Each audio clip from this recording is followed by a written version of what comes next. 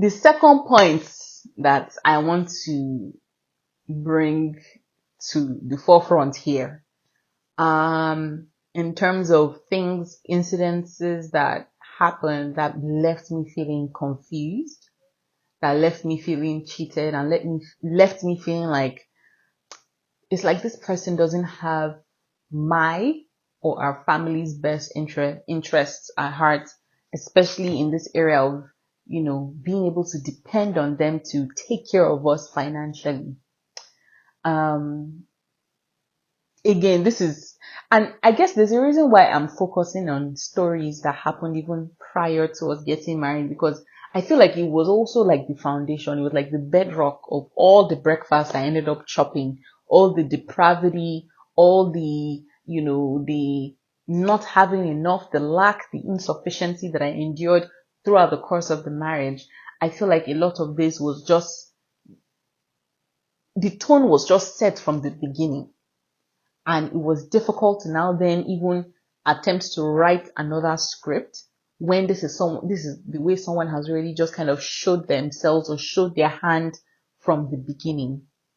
So this other incident is something that happened from the wedding day.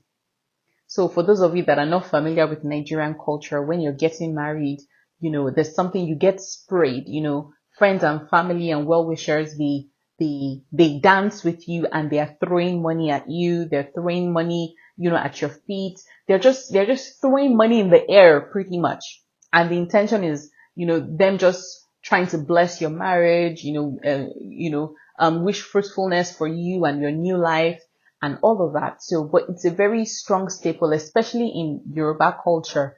Like, people don't joke with that aspect of the wedding day. And in Yoruba culture, you actually get married for 2 days. You do the traditional wedding and then you do the white wedding. So because of the kind of family that I come from, and I assume my Paulinus too as well, although like, let me not talk too much, but there was a lot that was sprayed on us over the course of those 2 days. I think it was almost by the time, my bridesmaids had spent a lot of time catching everything, there was a system in place to make sure that money did not go missing, money did not get stolen. We caught pretty much everything. And I think it was about 1 million naira, as at that time, which I think was 2016 or something. We had danced for quite a while. People had been very generous in their spraying. And, there had been specific instructions that the Ghana must go bag. Ghana must go is like a huge bag like this. It's a very durable bag. So the Ghana must go bag of all the cash that had been collected on the first day and on the second day be handed over to a particular aunt of mine who, anytime we have events in my family, it is this aunt that handles the cash because like she's very meticulous and all of that. So my girls had done the same thing, packed all the money and handed it over to her, and the money had made its way to my parents' house. Paulinus and I were leaving the wedding venue and we got into the car and he was like, "Oh, where's all the money?" And I'm like, "All the money? It's with my aunt, and she's the one that's she's gonna count everything, she's gonna do the accounting and she's gonna revert back." This guy goes off into a rage in the car. I'm in the car. My bridesmaid, my chief bridesmaid, my maid of honor is in the front seat. The driver is in the car. And he is screaming and shouting at me. What's the meaning of all of this? Aren't you married now? How can that money be going to your parents' house? What are you trying to do? Blah, blah, blah. And I couldn't understand that. I couldn't understand why this man was screaming at me. Again, I was also very embarrassed because like my maid of honor was there, a lot of the time when this guy would go off in a rage and he's screaming and shouting at me, like oftentimes there really weren't witnesses. So I felt like I could bear it. But this time I had somebody that was there I was so embarrassed at the way this guy was talking to me, calling me names. Like, oh, I'm so stupid. And what is it that my family is trying to do? That am I not married now? That money should be going back with us. It should be going to his own family. That why is the money going back to my parents' house? And I just kept on trying to say that it's not as if, our parents are busy. They're attending to the wedding. He was saying that we should have handed the money over to his mom. And I'm like, your mom is participating in the wedding. She has guests. Like, we can't give a Ghana must go bag of cash to her. And, she's busy at the wedding. He just wasn't having it. I was like, this is just what you always do. You don't think things through. Blah, blah, blah, blah, blah, blah. I just kept quiet and I was just apologizing. I was just like, you know what? I'm sorry. I didn't know, the usual thing that we do. We warriors do, I was apologetic. Anyway, bottom line is, the very next day, this is the day we were supposed to be going on our honeymoon. Honeymoon did not start. We left the hotel and went straight to my parents' house to pick up that Ghana must go bag of cash. Drove from there. My parents live on the island. Drove to the mainland to go and drop all the money. In fact, by this time, my aunt had done the accounting, everything. There was like a script, some people had given dollars, even pounds, all sorts were there. My aunt had done all of that to go and give the money to his own mother. And it was only there that we now finally had peace before we could go on our honeymoon. Anyway, we go on our honeymoon. We come back. I'm even still in Nigerian law school, so I have to go off to Abuja. I come back later on during that year. We seemingly move on with married life. Then one day, this guy is talking to me about the business. He's saying, oh, he wants to start doing GARRI. He's talking about GARRI. And me, I'm just like, are you not a professional? Like, is GARRI what you studied? Like, what's all this whole GARRI talk? He's like, no, there's money in GARRI. There's the, GARRI business, all of that.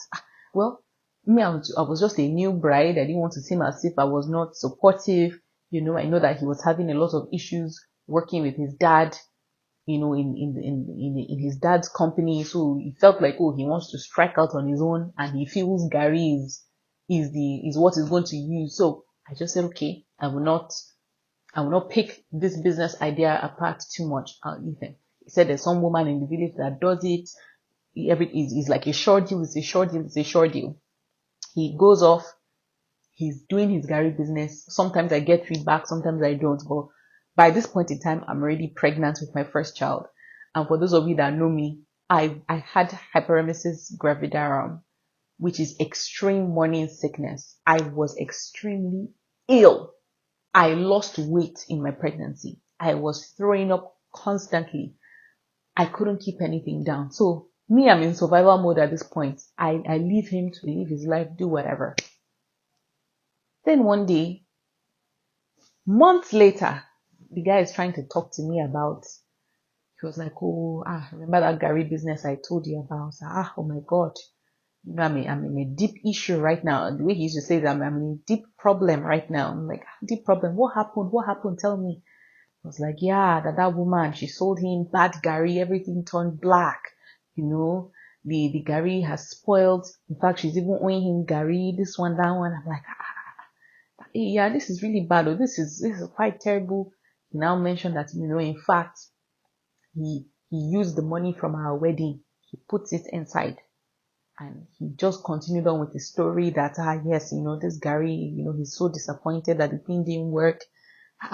I'm listening, and I have to pause and I'd be like, excuse me, the money from our wedding? I was like, yeah, the money from our wedding. He used it. He took it from that account. I did not even know when. I was like, this money that you had fought me vehemently on, trying to frame it as if me and my family were trying to pull a fast one on you, we are trying to take the money or really steal it or something. All this money I carried, I put it into your account that you just simply added my name to, because if I put it in my account now, it will now be another problem. I put it into your account that I'm a signatory to. Behind my back, you went and took all this money. You did not tell me when you were taking it. In fact, you're only telling me now, just as a by the wayside to this your larger story of, oh, you lost money on GARRI. You are not even stopping to even acknowledge the betrayal of what it is you just did. When it seemed like I was attempting to hold him accountable in the conversation, this is still within the first year of our marriage. I still felt like, oh, I was dealing with someone that could be held accountable, and I too could be held accountable, and we'll keep hashing things out. But over the years, I already knew, but as years went on, I never used to attempt to hold this person accountable, because I knew that it would always be a fight to the death. But in our first year, this was quote unquote a rookie mistake that I had made. I was attempting to hold him accountable and be like, hey, you don't just take money without consulting me. This is money that belongs to both of us, blah, blah, blah. This guy went off into a rage. That, look at me, I'm so selfish. That this is all I can think about. That he's telling me he has lost a lot of money in business. And here I am focusing on money. How much is 1 million naira self? Okay, fine, he took the money. Hasn't he lost more doing the business? Hasn't he lost a lot more money than the 1 million naira doing the business? How can I be so self-centered? It's only the one that concerns me that is my own. Blah, blah, blah. The guy is screaming. He just basically scattered that conversation we were having. And that was literally the end of that. But again, I couldn't help but just feel very disgusted by the whole conversation. How you can do something so ridiculous in going behind your spouse's back to take money, a large sum of money that you did not inform them about. Then you've lost everything. And then you're now flipping it on them that, oh, that they are not being empathetic. Again, the confusion, you will just be feeling so confused when it comes to you and this abuser and money. You will always just be feeling confused. There's just I was so confused by the behavior, but then also by the reaction. But it had just become a theme in the course of the relationship, where this abusing person can always use anger, can always use rage to avoid accountability. And then you, as the person who is being victimized in the situation, you become more and more scared to ask questions. You become more and more afraid to pick things apart, to even share your opinion on anything. Like you become scared because you don't know what will set this person off, what will make them go into a blind screaming rage, what will make things, and as usual, they do all of that, then they enter into the silent treatment. For days, you'll be talking to this person, they'll be ignoring you.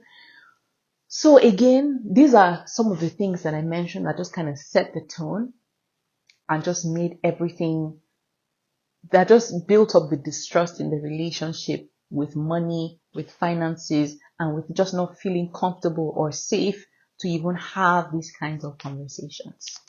The final example I want to mention now is something that certainly, this one really, really pained me. I'm not going to lie, y'all. This one really, really hurts me. Because this one actually, this is where when you're with someone that is abusive, at first I used to feel like, oh, these are coincidences. These are, I'm just reading things wrong. It can't be that this person actually means me harm. It can't be that this person is actually jealous of me. It can't be that this person actually hates me. I think I'm misreading the facts. Maybe I'm in my head about this. But for me, by the time you're getting to 4 years in, 5 years in, the evidence is just overwhelming. You can't even lie to yourself anymore. You can't.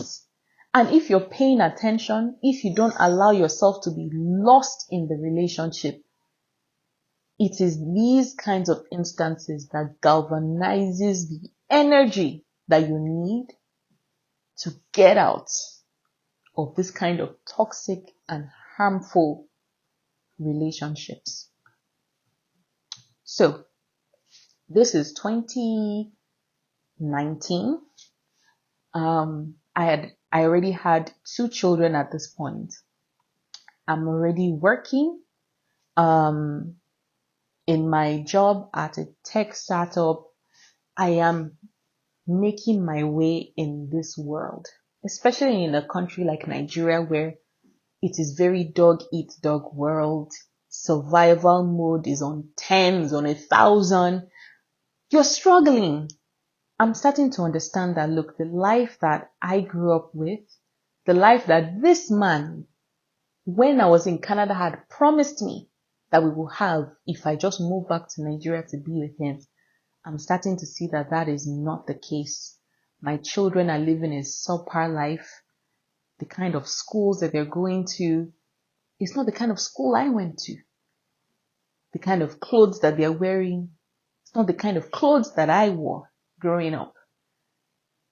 The food that they're eating, I'm not comfortable with having to penny pinch, to have to pick lesser brands or off-brand items to feed my family. Like I am fully just dissatisfied. But what can I do? I'm in my first official year working in Nigeria. Thankfully, I get a good enough job that is paying enough, but not really what someone like me could have been earning in Canada. Given, for those of you that know, I have a JD in Canada. It's an advanced degree. I'm a lawyer, all of that. Like, the kind of life that I could have lived in Canada is not what I'm living in Nigeria.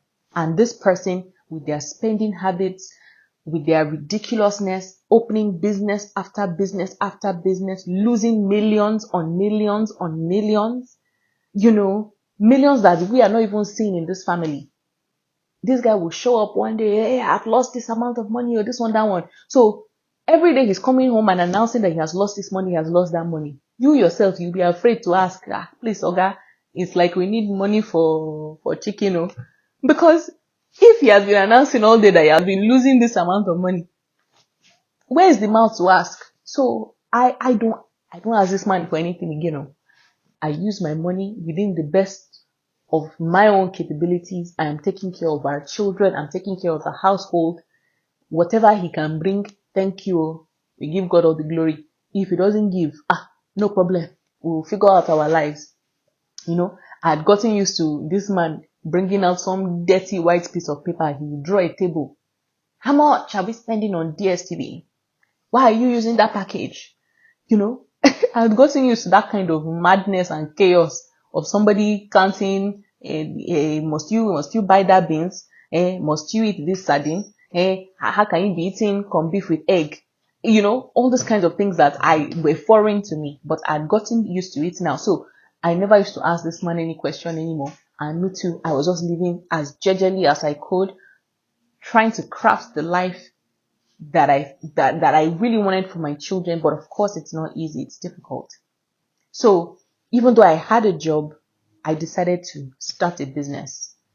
I felt like, okay, I have enough enough of my life that I had set up in Canada. I felt like, okay, I can start a business selling diamond and gold and diamond engagement rings in Nigeria. It would be easy for me because, okay, I have accounts abroad. I have credit lines that I can tap into. I have addresses that I can send things to, and I had found a way to even get a shipper that was really good at testing them out. I had figured out the steps, the pipeline, for how this business would run effectively for me in Nigeria. And I had started to pick up some business here and there, and I was making strides in it. I was making inroads in it. You know, one sale from my business was actually more than my monthly salary, which in Nigerian standards wasn't small, but given the kinds of expenses that I was shouldering, it wasn't enough. So that's why this business was really, really important to me. So I had started making inroads in this business. You know, I'm sharing with Paulinus that, oh, I struggled with customs today, but at least thank God, it didn't eat too much into the profit, blah, blah, blah. Oh, this shipper is great. This is who I'm using, blah, blah, blah. So he was aware that my business was starting to do well. I was getting referrals, just word of mouth. Like my social media presence was not even that much, but word of mouth. And, I to my clients, I seemed like a trustworthy party. Like I wasn't greedy. I was, even times where, if there were any issues, I was quick to maybe refund a little bit here and there. But like for the most part, business had been running smoothly for me. And I was looking forward to scaling up. Anyway, this Paulinus now, his friend, decided he wanted to propose to his girlfriend. So I find out about it. I begin to talk to the guy. I have sent him rings. We have made selections multiple times. He is, we've gotten to the point where, okay, now we're at the final stage. It's time to start making payments. I recognize that I'm selling, expensive products, and, I was, charging in dollars, right? So I was amenable to people who, they're earning naira, so they might need more time to build up their funds, 3 months, 6 months, For this particular friend, because he was a friend to Paulinus, we had even started talking a year prior, because he had been wanting to propose, but he was having some issues. So that's why we even had that long, and, we had prepped and all of that.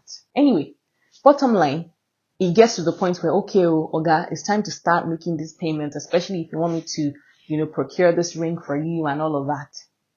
All of a sudden, I can't, it seems like he's posting me, today, tomorrow. I'm like, bro, at some point, I can't even reach the guy anymore. I kind of leave the issue. I'm just like, you know what, like, I don't want to cause a big deal. I guess he's Paulinus' friend. I'll just let it go. I wouldn't feel slighted, even though I'd already done a lot of work with this client. I'll just let it go. I'll move on. And I was just focusing with my life, with with my other clients and all of that. Some months go by.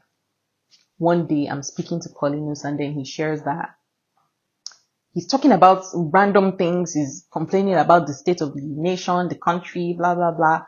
And then he goes, oh yeah, that's why I told my friend not to buy your ring, blah, blah, blah. And he's going on and he's going on and he's going on. And, at first I'm like, because it came from nowhere. I wasn't expecting that kind of information.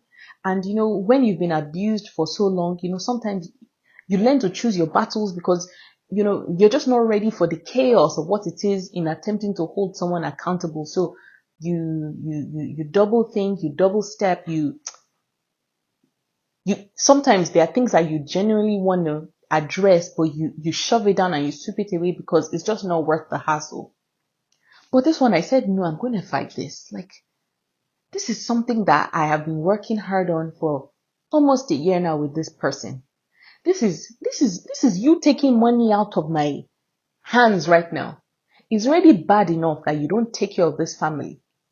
It's already bad enough that I'm over here doing the best that I can, and I am dissatisfied with the life that we are giving our children. But I can't hold you accountable. I can't call you to it because every day you're shouting about how you don't have money, you've lost money, why am I being so materialistic to you?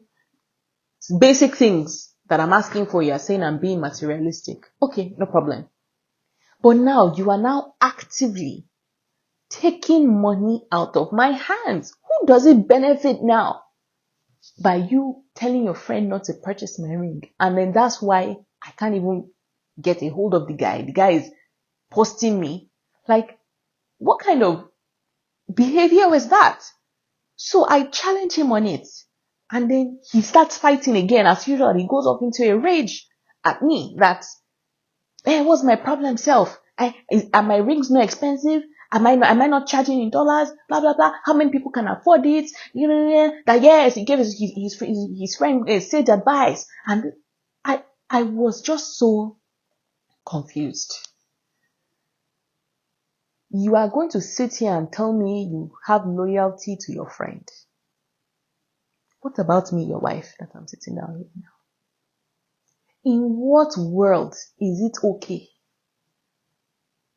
to say you have loyalty to your friend against your wife? Like, make it make sense. And to me, I would just be so irritated and disgusted because I remembered, when you're just remembering all the nonsense that this person has put you through. All the businesses that this man will start and stop, lose money, he'll get bad on it. Nonsense. Now, as a family, there's something that is working here. And if we can both put our heads together, you're not even putting heads though, but if you even manage to even put heads together and say, let's see, this is something that could actually work for this family. And here you are sabotaging it. The whole thing was just so disgusting to me. If I could throw up, I would. Because, again, you can't run from the hatred that someone you supposedly love has for you. It is instances like this that piled up and just made me understand that I am really and truly alone in this marriage, and that this person that I stand behind, I support, I love, I give everything to, this person is content breaking me and not even looking back twice to see the damage that they're doing to me. So it's another issue again that got swept under the rug, and that's just how things ended. I knew in my heart that this person couldn't be trusted. They in their minds felt like they had won the argument because they had shouted and screamed their way through and silenced me in that moment. And that's just that. So again, it is disheartening to have to be recounting these kinds of stories of abuse. There's so much that I probably could have mentioned in terms of the depravity that myself and my children were faced with. But I felt the need to highlight these 3 specific examples because, I guess, even from the last video, I felt like things were a little heavy. I felt like I wanted to lighten the mood a bit. But even now, as you're even looking at me, I feel like I need to stop making this mistake of thinking that some abuse or some incident is light. So far, every single time I have to talk about these things, I end up feeling heavy. I feel weighed down by them. They don't feel as light. They don't feel as banned. They don't feel as, can you imagine what this man did to me? It never feels like that. I'm just always horrified, always just feeling let down all over again that I made such a poor choice in a partner. And, sometimes I have to remind myself not to self-blame, but these things are tough. So that's just the story. Anyway, thank you guys. Thank you, warriors, for taking the time to listen to me. It's tough. Like, honestly, I don't even feel like I'm doing this story times well. Like, I feel like, when you watch some other story times, it's giving, it's very upbeat. It's very, oh my God, blah, blah, blah. But I feel like I just show up here to be a wet blanket on everybody. But don't worry, guys. Like, again, this is me just opening up my life.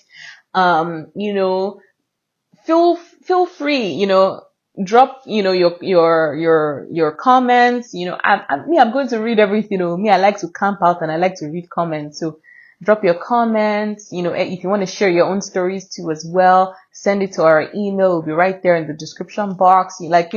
Let's talk, let's gist, let's banter. And, I'm going to try my best to keep trying to open up, to push these stories out there. There's a lot more that you will get from the podcast, the Authenticity Warrior, which is where I get into the details. I mentioned so many of that things. I give more context.